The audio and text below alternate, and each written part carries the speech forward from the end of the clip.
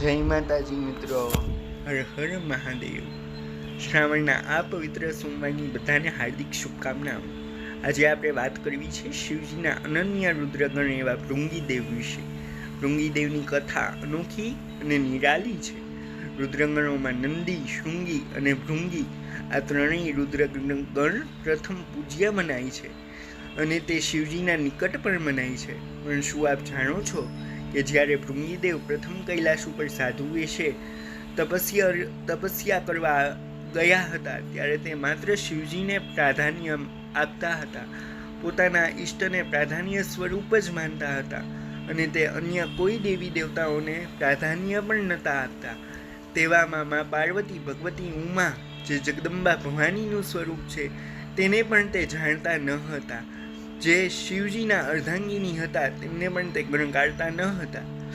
એક વખત શિવજી જ્યાં બેઠા ત્યાં તેમને પ્રદક્ષિણા કરી, પણ પાર્વતી માતાની કરી નહીં, પાર્વતી માતાની સામે પણ ન જોયું। આ જોઈને પાર્વતી માતા નિરાશ થઈ ગયા। ત્યારે મહાદેવે ભૃંગીને સમજાવતા કહ્યું કે હું અને ઉમા બંને અલગ નથી, અમારામાં ભેદ તમે જાણશો નહીં। તમે પૂર્ણ શિવને પ્રાપ્ત કરવા માંગતા હો તો તમે જેટલું મને પૂજન વંદન કરો છો તેટલા જ અંશે તમારે મા ભગવતી ઉમાની પણ પૂજા કરવી જોઈએ। પણ ભૃંગી મહારાજા સમજતા ન હતા।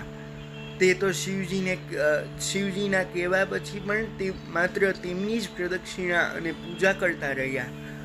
આ જોઈને એક દિવસ પાર્વતી માતા પોતાનું સ્થાન છોડીને મહાદેવની નિકટ જઈને બેસી ગયા તો ભૃંગી મહારાજે સર્પનું રૂપ લીધું અને સર્પ બની તેમને ખાલી શિવજીની પ્રદક્ષિણા કરી। આ જોઈને પાર્વતી માતાએ શિવજીએ પોતાનું એકાત્મ સ્વરૂપ દેખાડવા અર્ધનારીશ્વરનું સ્વરૂપ લીધું।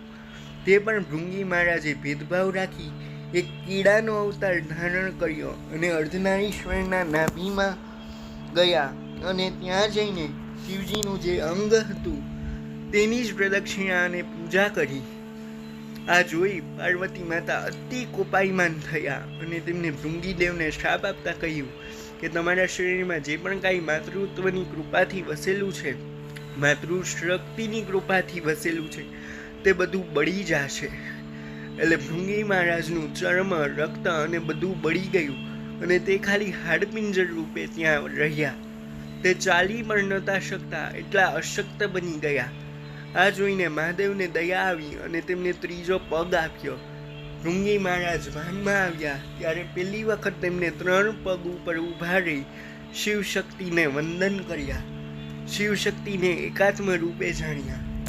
ત્યારે મા ભગવતી ઉમા જે ભવાની માતાનું સ્વરૂપ છે, જે જગદંબા જગતજનની છે, તે ખૂબ પ્રસન્ન થયા અને ભૃંગી મહારાજને વરદાન આપતા કહ્યું કે હે અનન્ય શિવ ભક્ત, હવે પછી જ્યારે મહાદેવની પૂજા થશે ત્યારે તમારું પણ રુદ્રગણ સ્વરૂપે પૂજન કરવામાં આવશે।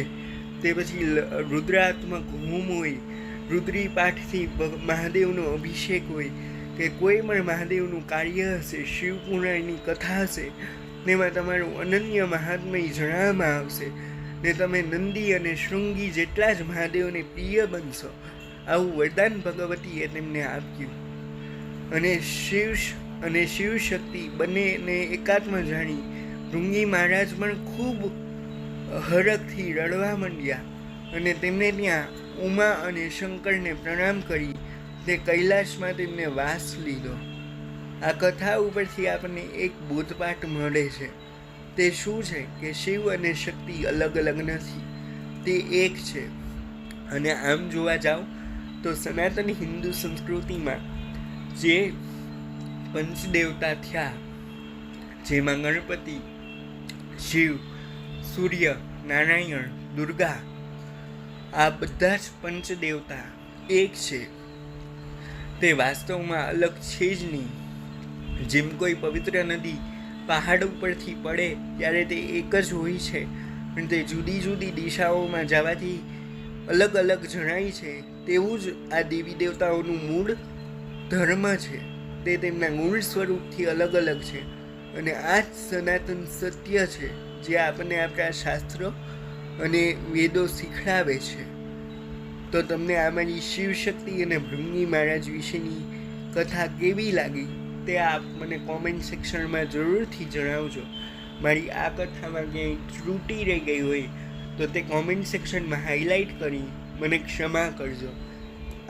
આપણો આ શ્રાવણ માસ શિવ ભક્તિમાં અનન્ય રીતે વહેતો રહે, જતો રહે અને આવનારા દિવસો પણ આપણે શિવ શક્તિને જ ઓળખતા રહીએ વધુ ને વધુ અને તેમના સાનિધ્યમાં રહીએ એવી પ્રાર્થના સાથે બધાને જય માતાજી. હર હર મહાદેવ. હર